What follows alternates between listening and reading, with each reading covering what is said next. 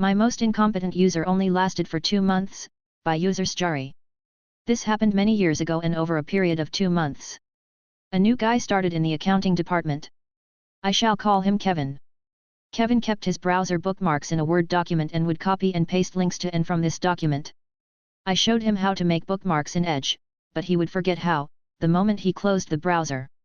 The Word doc method worked well enough, so I just left him alone. Our staff intranet is set as the default start page in Edge, so it opens when you open the browser. But, when Kevin wanted to access the intranet, he would open Edge, completely ignore the page that just opened and then copy and paste the intranet link from his Word doc into a new tab.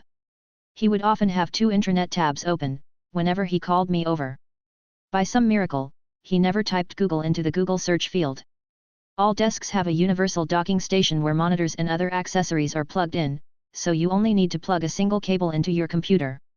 For some reason, Kevin would unplug the mouse and keyboard receivers from the dock, before he went home. Then he would call me the next day, because his mouse and keyboard weren't working. I explained multiple times that he didn't need to unplug them, but he kept doing it. I got tired of this, so I waited for him to leave his desk and plugged the receivers into the back of one of his monitors, where he couldn't see them. I have no idea why he kept unplugging them, but he stopped when he could no longer see them. Kevin needed some accounting software to do his job but would always forget how to open it. I tried pinning the icon to the taskbar and showing him how to click on it, but he would call me the next day, because he couldn't find the icon. So, I came up with a cunning plan. He had no problem opening his Word doc on the desktop, so I took a screenshot of the taskbar, added a red arrow that pointed to the icon and inserted the screenshot at the top of his Word doc. That solved the problem. Until a few days later.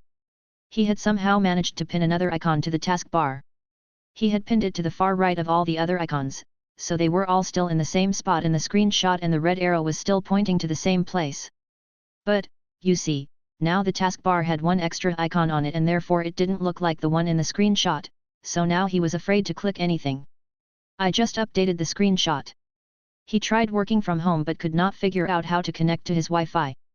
He brought a note to work with the Wi-Fi name and password, and I manually added it to his computer, so that it would connect automatically when he got home. But of course, he also had to connect to the company VPN. We gave him a very detailed guide with pictures and stayed on the phone with him the whole time, but it was hopeless. He just gave up on working from home. These were the things that stood out, but Kevin called almost every day about other, minor things. He was actually a really nice guy. He was always friendly, and he really did try hard to learn. He wasn't challenged in any way and seemed very intelligent, when you spoke to him. He was just completely useless, when it came to computers. After 2 months of this, Kevin came to the IT office to deliver his computer.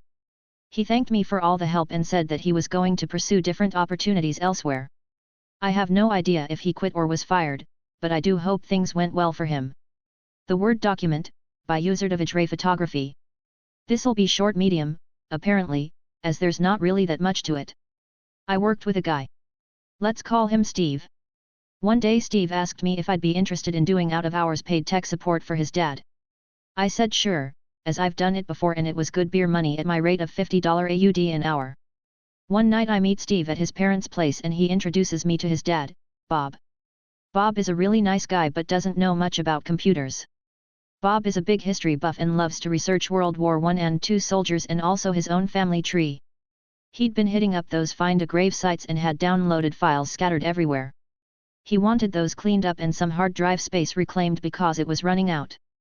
So I do those things, and before I leave he asks if I can quickly log into a site he's been to before and find a grave of a soldier he was related to. No problems, so I ask which site, and he instructs me to open the Word document he's got sitting on his desktop. So I do. This is the Word document from hell. It's literally several hundred pages long and contains everything. Usernames and passwords for various sites, email addresses and contact details for friends, family, businesses, acquaintances and so on, receipts from war records he's purchased online, emails he's sent and received to various people, instructions on how to use software, instructions on how to change the channel on his TV. Everything. I stared at this document, the scroll bar getting smaller and smaller as Word opened the document. Bob then says to me the link is about a third of the way down.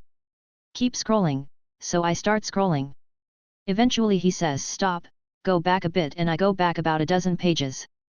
We find the website and I click on the link. We then go back into the document and he says alright, now scroll up, so I do. About halfway back up to the top he says stop, and we scroll around until we find the username and password. We're navigating this document the way a country boy gives driving directions. Now keep going until you see a red barn with 3 cows in the field. Turn left there, then keep going. You'll get to a place that sells chicken feed, so go past there. After that is an old run-down place with a white fence. Turn right there, and you'll see it after you pass 5 silos. We log in, he buys the record he wants, then asks me to copy and paste the confirmation page into the document. We scroll down further into the Word document until we find a chunk of document dedicated to receipts. We paste the confirmation somewhere in the middle, and then I download the record as a PDF and put it into a folder, which was properly named and organized, which was surprising. I did about 2 to 3 more tech support sessions with him, and each time we delved into the Word document and I scrolled through what felt like 100 years of this guy's computer interactions. After that, I tricked a coworker into taking on the job. Hey Juan, you want to make some money doing tech support for Steve's dad? Yeah, sure. Juan came to me a few weeks later and just said, what the fuck is up with that Word document? I just laughed. Abe and the Disgusting Keyboard, by user Accidental Poet. I was a hot-headed young IT tech in my early 20s, working for a high-tech defense electronics contractor. Brilliant engineers and PhDs all around us. But we had some doozies too. Help ticket, keyboard is not working. So I go and visit Abe to check out his keyboard. The first thing I noticed is that he obviously eats a sesame bagel over his keyboard, every day. It's nearly filled to the top of the chassis with seeds. And there's a half-eaten sesame seed bagel sitting on his desk. My powers of deduction were staggering back then. The next thing I notice is that the beige keycaps on the keyboard are all dark, very dark gray. I reluctantly sit down to test the keyboard and my fingers make that CCCSSHHT sound as I lift them off the sticky keys. I stand up and tell Abe, I'm not working on this any further until you clean your keyboard, and walk away. A short while later, I get back to my office. My boss phone rings. Oh, hi Abe. New keyboard? Sure, I'll have one sent right over. I interrupt my boss, no. Abe just needs to dump out the sesame seeds and clean the thing. My boss looks at me like I'm nuts, and gets off the phone with Abe. I explain the situation and my typically idiot boss actually agreed with me. And now I'm in my mid-50s and I'm still a hot-headed IT kid. Don't lie to IT. We'll know. Every freaking time. Working for a clueless boss, by user anxious_job_772. I worked as an IT assistant intern for a boss in a small tech company in London. I mostly did small maintenance tasks, moved stuff around and helped around the office, the basic intern stuff. The adventure begins when my boss, who is ironically helpless with computers, claims his mouse right click has stopped working. I go to his office and troubleshoot that he has somehow managed to disable it. Okay, no problem, happens to the best of us. Next day he tells me that his email has stopped working on his phone and has to be fixed ASAP before a business trip. He refuses to give me the phone as it is sensitive information, and just tell him what to do. It's worth mentioning I have no clue what the phone is, what email he uses or anything. After gruesome troubleshooting, is internet working, are you logged in, blah blah, that leads nowhere, he gets tired and orders me to call his phone operator and fix it. I explain politely, that his phone operator has absolutely nothing to do with his email, at least in 99% of cases, and that won't be any help. Now boss starts yelling, orders me to take a phone and call the support line. He even watches me to get started, so fine. Let's do this theater. I ring up his service provider and after a 30 minutes queue start explaining the issue. There is a long pause, they ask me to put boss on phone to explain. I realize they are probably laughing back there. I bring the phone to the boss, who refuses to take it and wants me to handle the issue. I try again, telling my boss's name etc. and what contract he has, making sure in case there is some strange business deal of an email service from the phone service. They respond that I'm not allowed to know, because I am not my boss and it must be him personally. I hang up, and as my workday is over, leave a note for the boss to call them and do his thing. I am still 100% certain that the problem is something of a restart phone nature, but whatever. Tomorrow comes, boss is asking if email is fixed. I explain I left a note, which he saw but ignored. I tell him there is nothing I can do, if I cannot see his phone and find out what the issue is. He still refuses, and eventually leaves on his business trip. A week later, his email still not working, he comes with a face of defeat and gives me the phone. He had no email the whole trip, which caused a lot of problems and he is now hopeless. I take the phone, see that he has an absolute ancient version of the OS, which stopped supporting the Gmail app as he refused to update anything. Takes me 5 minutes to update, everything works. And a other day boss comes to me, furious, saying that an important project is missing some marketing files, video footage, and I absolutely need to find them for him, because he can't handle computers. No problem, I start digging around in a mountain of dated hard drives and find that said files do not exist anywhere. I say that I have no clue about those, as it is dated before I even worked there. I contact the marketing team, who actually have the files inside video editing projects.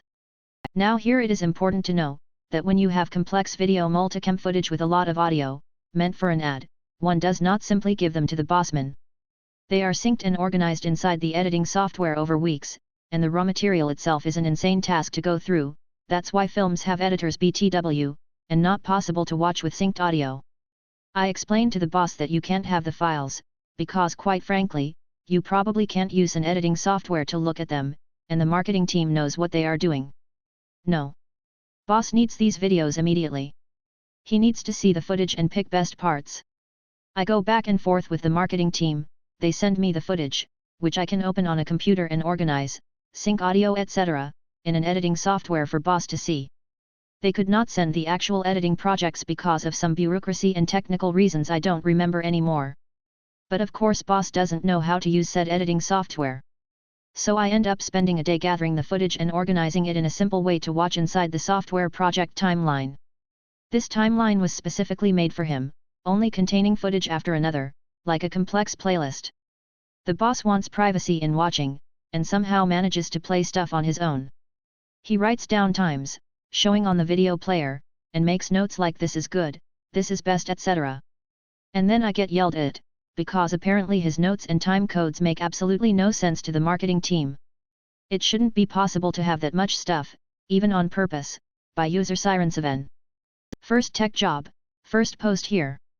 Recently, our agency decided that we didn't like the personal network drives people use on their computers, referred to more commonly as just H drives for us, and decided we should have them move it all to OneDrive, since we already use Teams and Outlook after all. So, slowly over the course of a month this great OneDrive migration, moving folders from H drive to OneDrive, that's it, has taken place, with no shortage of confusion due to the verbiage of each agency we support usually making it sound more complex than it is, with 4 different PDFs describing the process being used in a 2-day, 4-step process. It's not uncommon to remote in, do it for a user, and hear a wait, that's it. So, we have a user today call in wanting to get clarification. That's good. He isn't just asking me to do it, he wants to understand the process.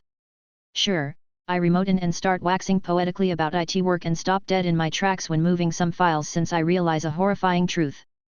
This man's H drive, a network drive with a max allotment of 800 GBs, is listed as being 9 TBs of data. The max amount of space the OneDrive has allotted is 1 TB. Hell, it shouldn't be possible to divvy up 9 TBs across this entire computer without hitting max in all of them. Ignoring the fact that it's past the limit for that drive and computer entirely, I'm racking my brain trying to think of how someone comes up with 9 TB of anything for a job without being in a data management role. The user is an instructor for security personnel, even if he had saved every PowerPoint, every video, every PDF for his work it shouldn't total to that. It's assigned to T2 now, with me keeping the ticket number on hand so I can check it later. My current working theory is that during the OneDrive migration, which includes granting permission to accounts and the system taking desktop and documents folder content into the OneDrive, that something went wrong with those folders placed in the H drive that caused them to either be inflated to an insane file size for each item, as I recall individual Word documents being listed in the GBS when browsing. At the very least, the user seemed as mystified and curious as I was.